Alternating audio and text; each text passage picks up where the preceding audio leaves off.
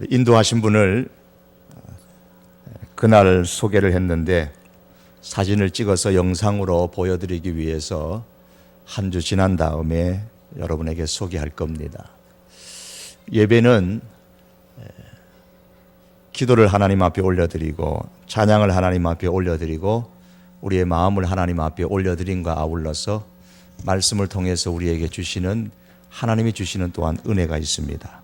우리가 올려드리는 것이 있고 하나님께로부터 받는 것이 있습니다.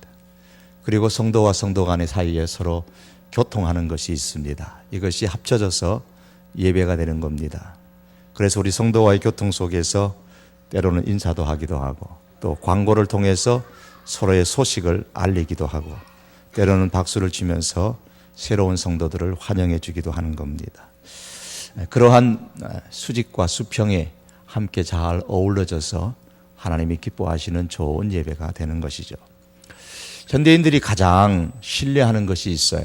그게 뭐냐면 과학적으로 증명되었다. 그러면 일단은 신뢰하는 그런 분위기입니다. 실제로 우리는 사실인지 거짓인지를 가리지 아니하고 과학적으로 증명된 것이라고 하면 그대로 믿는 경향들이 매우 많습니다.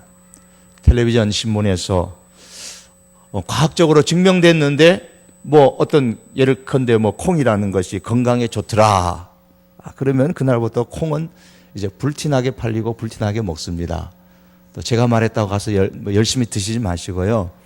어쨌든 좋다 그러면 증명되어졌다 그러면은 잘 팔리고 많이 먹습니다. 반면에 식품에는 인체에 해로운 어떤 성분이 나왔다. 과학적으로 이렇게 검증을 해보니까 안 좋은 것이 나왔다. 그러면 그날부터 그 식품회사는 이제 문 닫을 준비를 해야 합니다. 그만큼 오늘날은 공산주의보다도 더 강하게 우리를 지배하고 있는 것이 과학주의입니다. 과학 이데올로기가 우리 현대인들의 이 생각을 지배하고 있습니다. 과학의 발전은 지난 한 세기 동안에 현기증이 날 정도로 대단하게 성장을 했습니다. 줄기세포가 발견된 지 어느덧 10여 년의 세월이 지났습니다. 이제 아마 줄기세포가 뭔지는 모르지만은 이 줄기세포라는 단어를 들어보지 못한 국민이 없을 정도로 익숙한 단어가 되어졌습니다. 이 줄기세포가 점점 자라서 백혈구로, 근육으로, 신경세포와 같은 특정 세포로 발전되기 때문에 여기에 관련된 그런 의학 기술들이 발전되기를 많은 사람들이 대단히 기대하고 있습니다. 줄기세포는 이 세포의 분화 과정을 통한 과학적인 성과를 기대하는 의학 분야 가운데 하나입니다. 그런데 요즘은 이제 그 반대로 세포가 역분화를 하는 것에 대해서 연구를 하고 있다고 합니다. 세포는 미분화된 상태에서 점차 분화되는 방향으로 진행하는 것이 수천 년 동안 이어내려온 우리 인간의 상식적인 것이었습니다.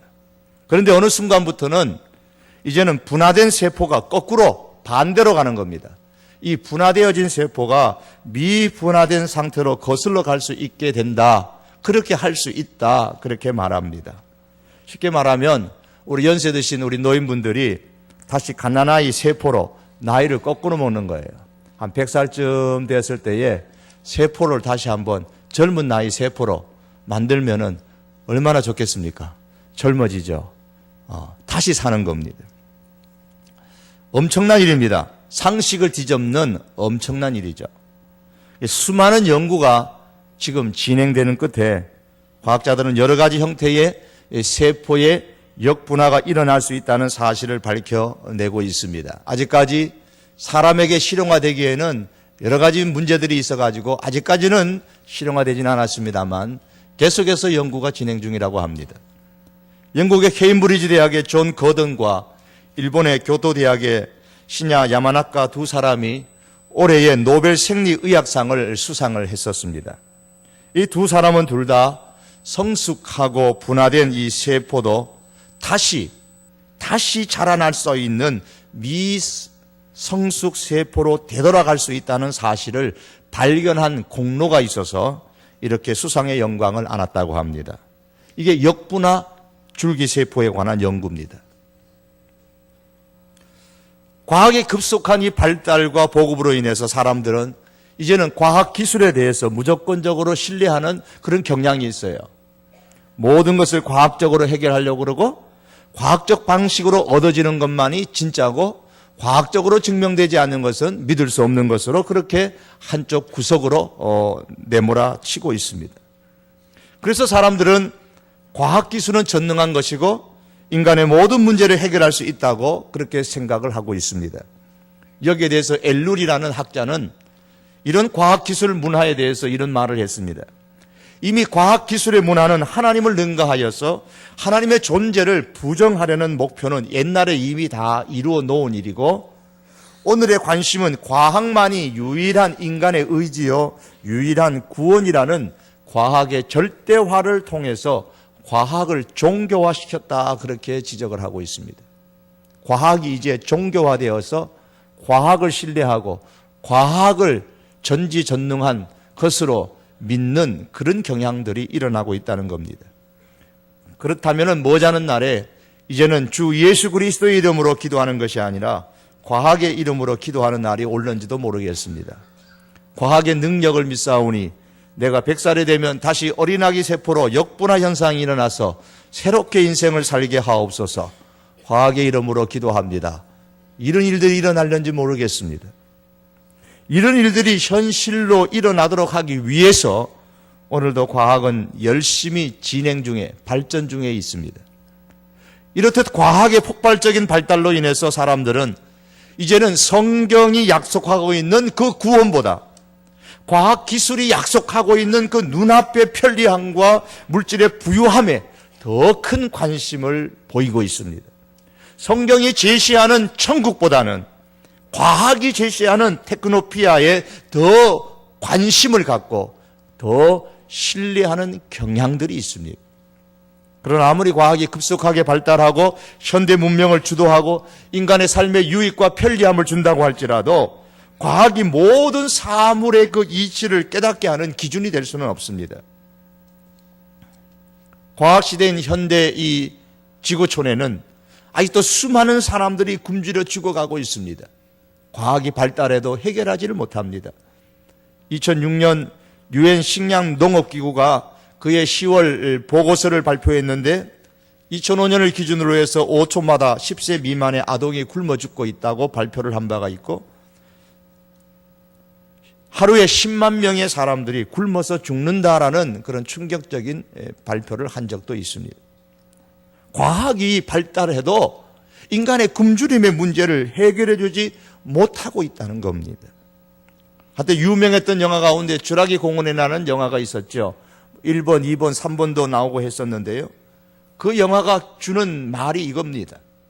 과학기술의 시작은 대단한 능력과 위대함을 말하고 있는 것 같지만은 과학기술의 끝은 결코 전능하지도 않고 또 인간은 과학을 통해서 이 자연 세계를 완벽하게 통제할 수 없다는 사실을 그 영화 가운데서 보여주고 있습니다. 하나님께서 사람에게 주신 선물 가운데 하나가 이성입니다. 우리는 이 인간의 이성을 사용해서 과학의 발달을 이루어가고 있습니다. 그런 면에서 과학의 발달은 하나님께서 주신 축복임에 틀림이 없습니다. 그러나 인생의 가장 중요한 일들에 대해서 이성이 우리에게 아무런 도움을 주지 못하는 경우가 얼마나 많은지 모릅니다. 예를 들면 사랑이라는 것을 어떻게 우리가 과학적으로 설명을 다 할 수 있겠습니까? 남녀 간의 사랑을 한번 과학적으로 한번 증명을 해보시고 설명을 한번 해보십시오. 객관적인 사랑이 아니고 내 남자의 사랑과 내 여인의 사랑을 과학적으로 한번 설명을 해본다고 한번 생각해 보십시오. 부모님이 자녀에게 베풀어 주시는 그 사랑을 과학적으로 분석하고 한번 설명을 해보십시오. 어떻게 다 할 수가 있겠습니까?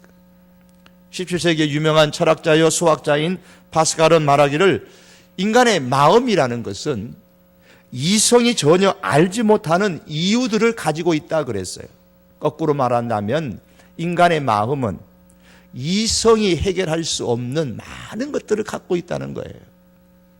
이성은 결코 아주 섬세한 인간관계의 그 어떤 것도 인간의 그 심중에 있는 그 어떤 것도 풀어서 설명하지를 못합니다. 우리가 겪는 가장 아름다운 경험들 중에 그 어떤 것도 이해하지 못하고 있습니다. 예컨대 한 문학가인 여인과 과학자인 한 남자가 연인이 동해의 일출을 구경 갔다고 한번 생각을 해보십시다. 이른 아침에 떠오르는 그 붉은 태양이 저 바다 깊은 속에서부터 막 솟아오르는 장면을 보고 여인이 감탄을 합니다. 야, 정말 아름답다. 저 태양을 바라고, 저 붉은 태양이 지금 지평선 바다 속에서 지금 수평선 바다 속에서 지금 올라오고 있다고. 그때 과학자인 남자가 과학적인 시각으로 조목조목 설명을 합니다. 이 보세요. 과학적으로 보면 태양빛은 붉은 게 아니고 본래는 백색인데 지구의 대기에 의해 가지고 우리 눈에는 태양이 붉게 보이는 것뿐이야. 그리고 태양이 솟아오르는 게 아니고 저 수평선에서 올라오는 게 아니고 지축을 중심으로 해서 움직이는 건 지구지 태양이 움직이는 건 아니야. 또 태양은 현재 우리 눈에 보이는 그 위치에 있는 게 아니고 벌써 태양빛이 지구에 도달하는 데 소요되는 그 시간을 감안하면 태양은 벌써 실제로 8분 전에 벌써 다 올라왔었어. 이렇게 조목조목 떠오르는 태양을 보면서 설명하는 그런 남자와 더불어서 동해 안에 일출을 구경할 여성들이 몇이나 있겠습니까? 도대체 마음을 이해하지 못하는 남성이죠.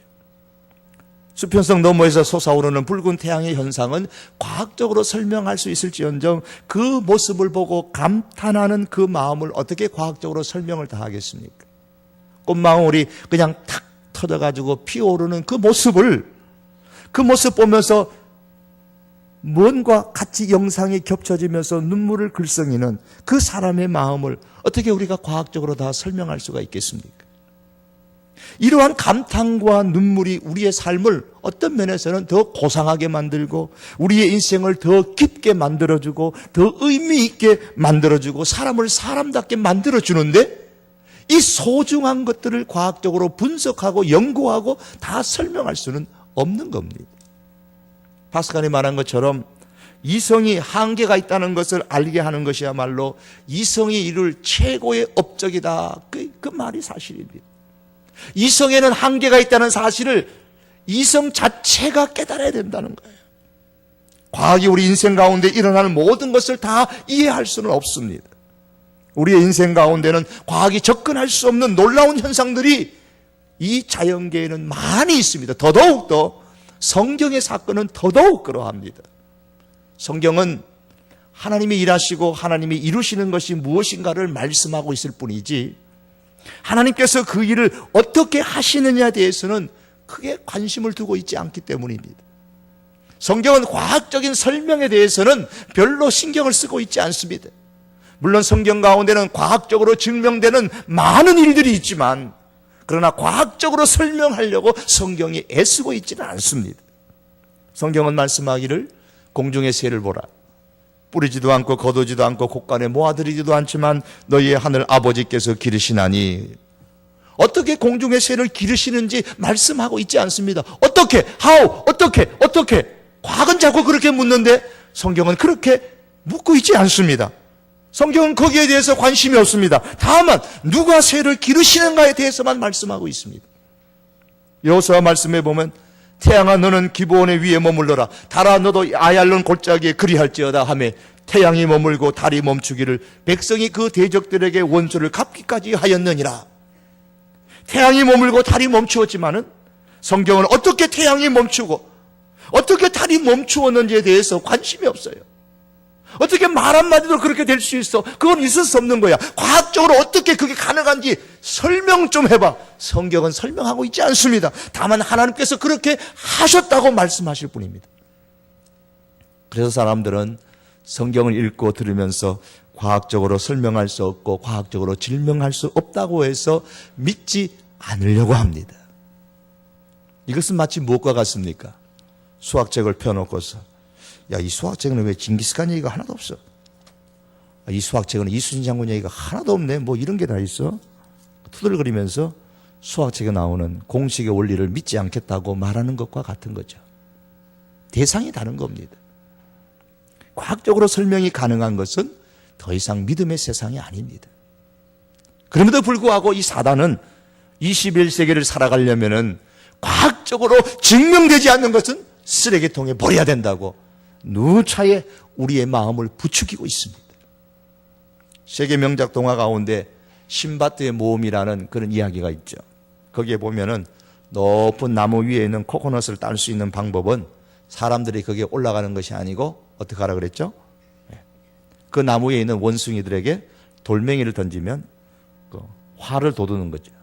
그럼 화가 난 이 원숭이는 코코넛을 따가지고 막 밑으로 사람에게 던집니다. 그러면 잠시 피해 있다가 코코넛을 줍기만 하면 손쉽게 코코넛을 얻을 수 있다는 이야기가 나옵니다. 마귀는 우리의 삶이 믿음으로 평화롭게 되는 것을 정말 원치 않습니다. 원숭이의 화를 돋우기 위해서 돌멩이를 던지는 것처럼 사단은 우리의 삶의 이 평화의 핵심이 되는 이 믿음을 빼앗기 위해 가지고 우리 인생을 향해서 돌멩이질을 하는 거예요. 그래서 우리가 화가 나가지고 에이 이 믿음 갖다 버려버리자. 믿음을 집어 던지도록 그렇게 만듭니다. 어떤 분은 전화를 했는데 남편이 교회 나오게 돼서 참 감사하다고 정말 감사하다고 그렇게 기뻐하면서 전화를 했어요. 그런데 몇 달이 지났어요. 목사님 우리 남편이 교회 안 올라 그래요. 그 이유가 뭐냐. 그 딸이 엄마를 위해서 기도합니다. 하나님 예수님 우리 엄마 좀 낫게 해주세요. 그러니까 아빠가 옆에서 한다는 말이에요. 야 예수님이 낫게 해주는 거 아니고 내가 낫게 해줄 거야. 이렇게 마음이 강팍하게 변했다는 거예요. 왜? 아내가 아프다는 거예요. 왜 교회를 열심히 나가는데 아프냐는 거예요. 그래서 못 믿겠다는 겁니다. 사단은 어떻게 하든지 우리가 화가 나가지고 우리의 믿음을 집어 던져버리도록 온갖 애를 쓰고 있습니다.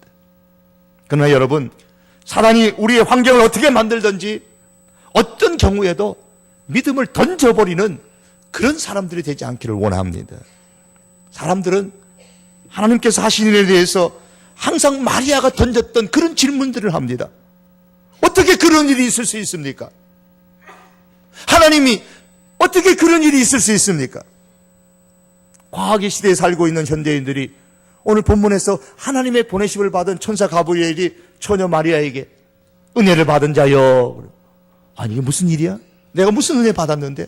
보라 내가 잉태하여 아들을 낳으리니 이름을 예수라 하라.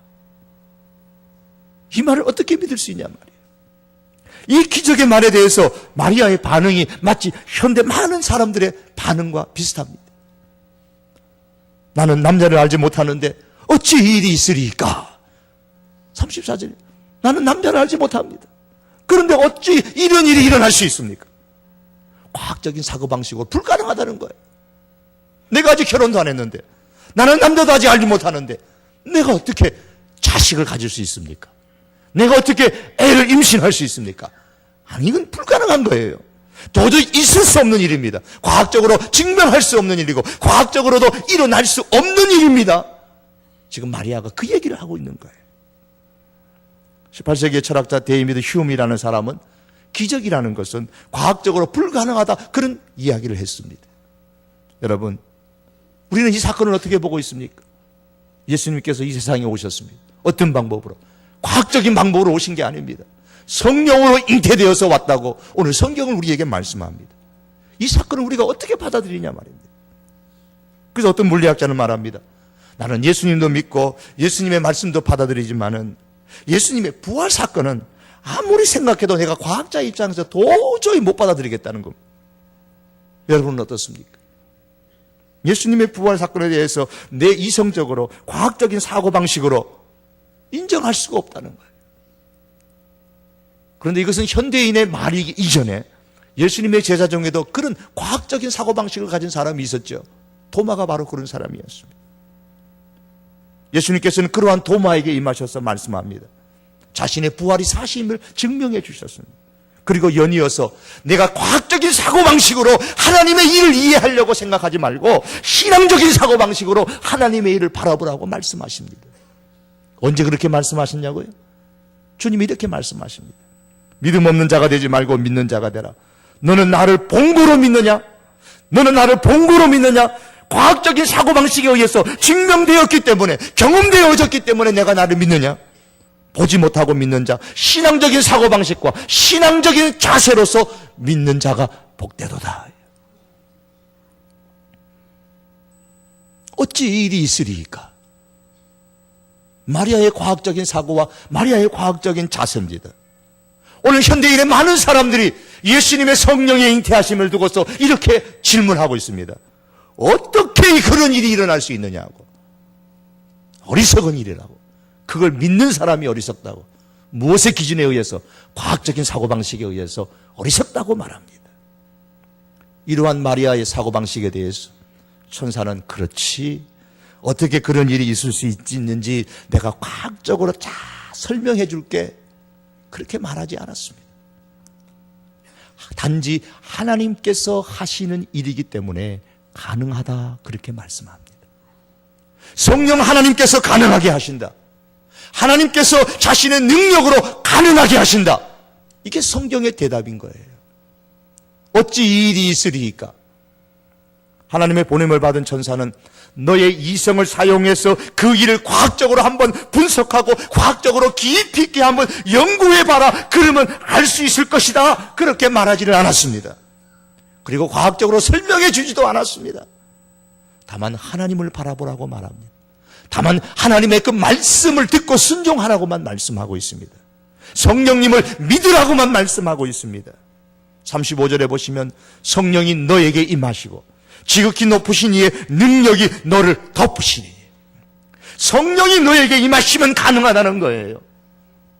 지극히 높으신 하나님의 그 능력이 너를 덮으면은, 하나님이 너를 덮으면은 가능하다는 겁니다. 과학적인 생각으로 안 될지라도, 과학적으로 증명할 수는 없을지라도 하나님의 능력이 임하시면 과학을 넘어서서, 과학을 초월해서 가능하다는 말씀입니다. 하나님을 믿으면 가능한 것입니다. 성령을 믿으면 가능합니다. 오늘 성경은 우리에게 31절에 말씀하기를 하나님의 모든 말씀을 능하지 못하심이 없느니라 그랬습니다. 남자가 한 방에 차지 않고도 남자와 정자를 가지고 아기를 만들 수 있다고 과학이 말하고 있죠. 그것은 믿으면서 왜 성령으로 아기를 태어나게 하겠다는 하나님의 말씀은 믿지를 못합니까? 과학적인 현상을 믿는데 왜 성령으로 잉태하게 하시다는 하나님의 이 능력은 믿지 못하느냐 말이에요. 복제인간의 태어남에 대해서는 어쩌면 과학이 조금만 좀 더 발전하면 어쩌면 가능할지도 모르겠다, 그렇게 생각하면서 왜 하나님께서 남녀의 합방 없이 아기를 만들 수 있다는 사실에 대해서는 우리가 믿지를 못하느냐 그 말입니다. 왜 성령의 잉태하심에 대해서는 믿지를 못합니까? 마리아는 비록 하나님께서 하시는 일을 과학적인 방법으로 그렇게 접근을 시도했지만 그로 인해서 하나님의 일에 대해서 깨달은 것은 없습니다. 마리아가 하나님의 일을 이해할 수 있었던 것은 과학적인 사고나 과학적인 자세가 아니고 신앙적인 자세와 신앙적인 사고방식이었습니다. 그래서 그는 38절에서 이렇게 말합니다. 주의 여정이오니 말씀대로 내게 이루어지이다. 이게 신앙적인 자세예요. 이게 신앙적인 생각인 겁니다. 어찌 이 일이 있을 수 있습니까? 성령의 잉태하심에 대해서 어찌 이 일이 있을 수 있습니까? 이것은 과학적인 자세예요. 과학적인 생각이에요. 그러나 성령의 잉태에 대해서 주의 여정이 오니 말씀대로 내게 이루어지이다. 하나님의 말씀은 능치 못하심이 없는 줄을 내가 믿습니다. 그 말씀대로 내게 이루어질 것을 내가 믿는다는 거예요. 사랑하는 성도 여러분, 과학의 시대에 살면서 우리가 반드시 해야 할 것이 이것입니다. 하나님께서 하시는 일에 대한 과학적인, 경험적인 그런 생각의 접근이 아니라 내가 하나님의 종이요 불가능이 없는 하나님의 말씀대로 이루어지기를 고백하는 우리의 믿음입니다. 주님, 내가 주님의 종입니다. 주님께서 내게 말씀하실 때에 그 말씀대로 이루어지기를 내가 원합니다. 내 생각의 범위를 넘는 할지라도, 내가 계획하는 그 범위를 넘는 것이라 할지라도 하나님께서 내게 말씀하시면 내가 그대로 될 줄로 믿습니다. 여러분, 우리에게 이 믿음이 필요합니다. 자신의 고집을 포기하고 하나님의 말씀대로 순종하겠다는 마리아의 의지입니다. 순종이 없으면 하나님의 능력을 경험할 수가 없어요.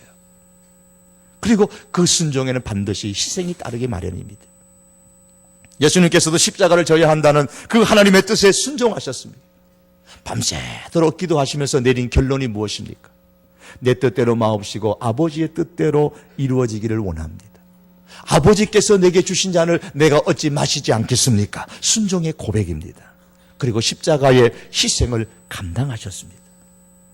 처녀로 아기 예수님을 낳았을 때에 마리아가 겪을 수모에 대해서 한번 생각해 보십시오. 처녀가 아기를 낳아도 할 말은 있다고, 마리아가 아무리 내가 낳은 아기는 성령에 의해서 낳은 아기입니다. 하나님께서 특별히 하나님의 방법으로 내게 주신 아기입니다. 요셉의 손을 붙잡고 요셉의 몸을 붙잡으면서 이해시키려고 한들 누가 그 마리아의 말을 이해하고 받아들이고 그 정원한 요셉일지라도 어떻게 그것을 받아들일 수가 있겠습니까? 요즘은 부정이 너무 하도 많아가지고 까닭없이 의심하는 경우는 그런 경우가 점점 많아지고 있다고 합니다. 어떤 분이 신문기사의 내용이라고 하면서 이런 이야기를 하는 것을 들었어요. 어떤 아내가 남편을 의심을 하는데 그 남편이 조금이라도 이제 집에를 늦게 들어오면 남편의 옷에 현미경을 대고 현미히 살핀답니다. 머리카락 뭐 하나 없나. 그러다가 어느 날 머리카락이 안 나오면 오늘은 대머리하고 잤구나. 얼마나 의심이 많아요. 그래 어떻게 살아요? 지금 마리아의 남편 요셉마저도 처음에는 그 마리아의 그 성령의 잉태하심에 대해서 이해가 안 되는 거죠. 인정할 수가 없는 겁니다. 누구하고 잤으니까 아기가 생겼지. 뭐 성령의 잉태 그런 거 뜻도 보지도 못했는데 누가 그 사실을 인정하고 믿어준단 말입니까? 요셉도 천사가 나타나서 말하지 않았었더라면 마리아가 주장하는 말만을 듣고서는 결코 그 마리아의 행동을 이해하지 못했을 겁니다. 그래서 요셉도 마리아와 정혼한 사이임에도 불구하고 헤어지려고까지 결심하지 않았습니까? 그런 상황에서 어느 누가 마리아가 낳은 아기에 대해서 수근수근하지 않겠습니까? 그 모든 비난을 마리아는 감당해야만 했습니다. 내가 주님의 여종입니다. 주님의 말씀대로 이루어지기를 원합니다. 그렇게 순종하고 고백하는 그 말 속에는 주님, 내가 이 일로 말미암아서 겪게 될 순환과 이 일로 말미암아서 겪게 될 나의 그 비난 제가 알지만 다 받겠습니다. 오직 주님의 말씀이 내 속에서 이루어지기를 원합니다. 그렇게 고백하는 겁니다. 주님의 말씀을 받아들임에 있어서 피할 수 없는 자기 자신에 대해서 고백을 하는 겁니다. 이 말씀을 곰곰이 한번 마리아 입장에서 생각해 보면 마리아가 자기 몸을 통해서 아기 예수님이 태어난다는 소식을 들었을 때에 밥을 굶어가면서 몇 날 며칠을 울며 불면서 하나님 딴 거는 몰라도 그건 안 됩니다. 하나님 한번 생각해 보세요. 입장을 바꿔놓고 한번 생각해 보세요. 내가 지금 요셉하고 정혼한 상태인데 만일에 내가 하나님이 성령의 잉태를 통해서 아기를 준다고 하셔갖고 내가 아기를 가지면 그러면 내 꿈 같은 결혼은 어떻게 됩니까? 그 이후에 군말리 같은 내 인생은 다 산산조각 안 납니까? 내 부모님 비롯해서 내 주변에 많은 사람들이 나를 쳐다보고 어떤 시각으로 나를 바라보겠습니까?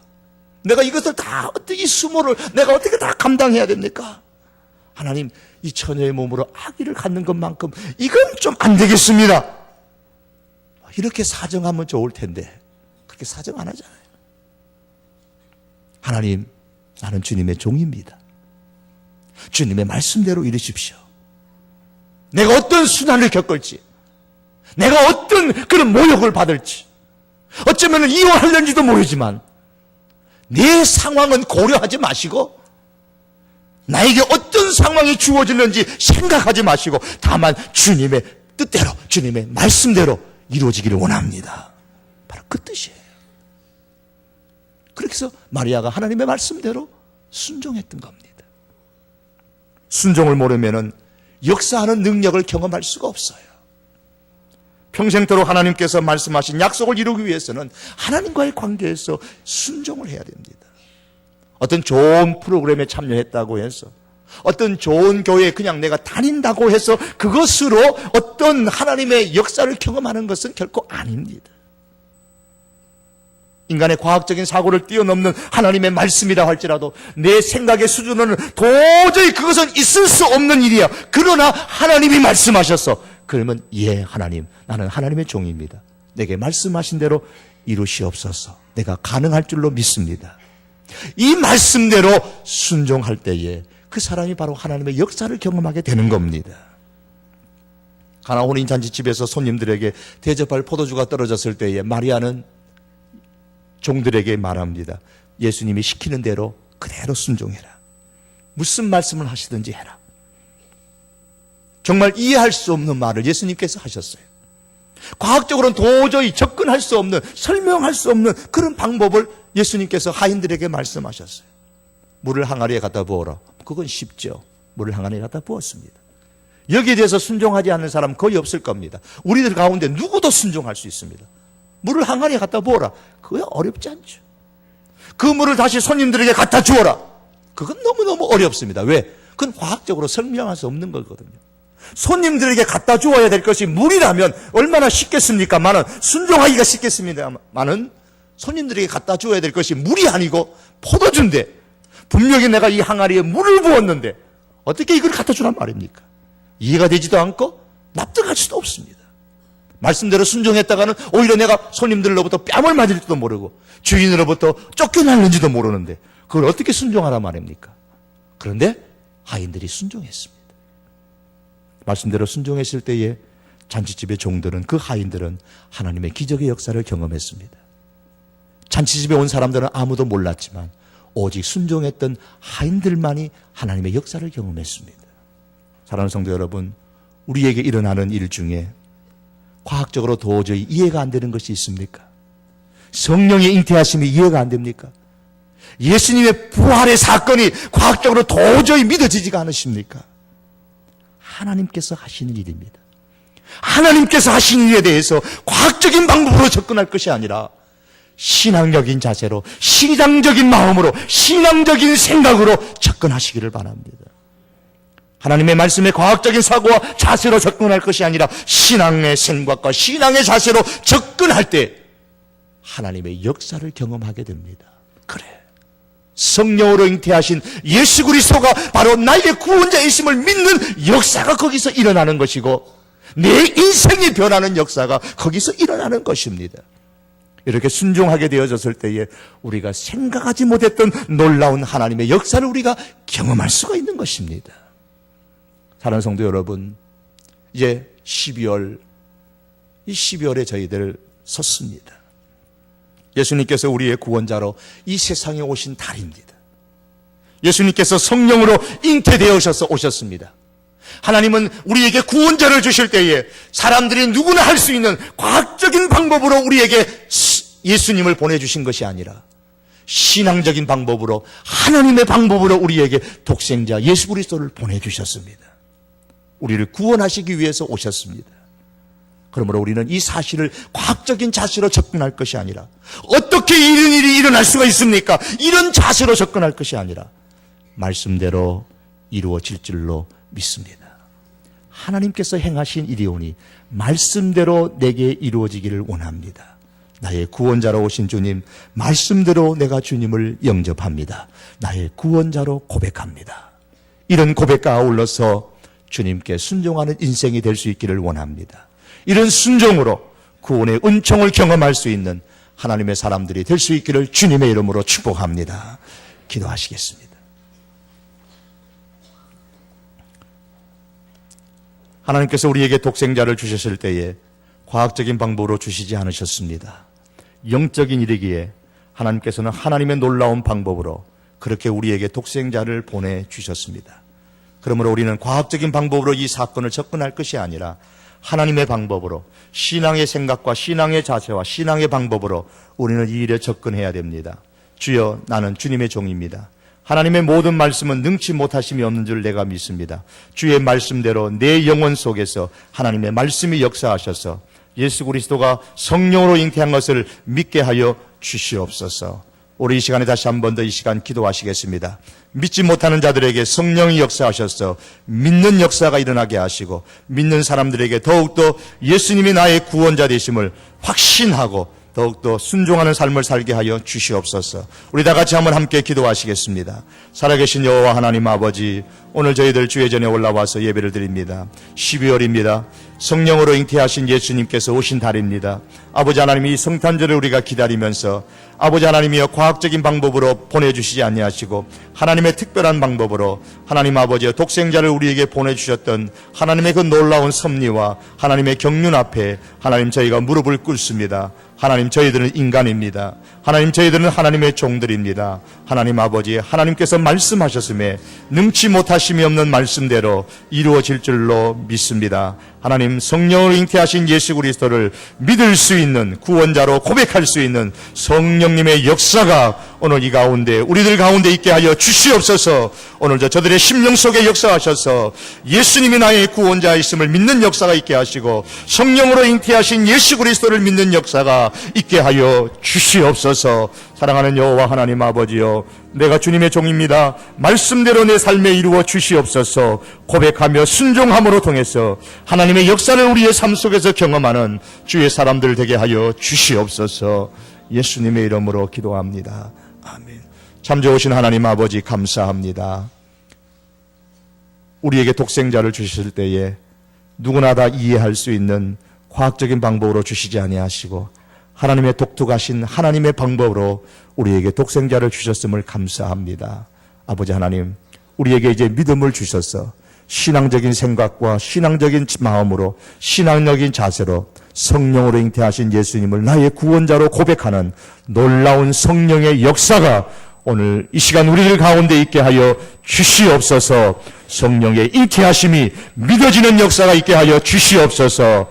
아버지 하나님, 또한 내 생각을 넘어서는 하나님의 말씀이 우리에게 순종을 요구한다 할지라도 주의 종입니다. 말씀대로 이루어지이다. 순종할 수 있는 저희들 되게 하여 주시옵소서. 순종함으로 통해서 우리에게 주시는 하나님의 놀라운 역사를 경험하는 은총이 있게 하여 주옵소서. 예수님의 이름으로 기도하옵나이다. 아멘.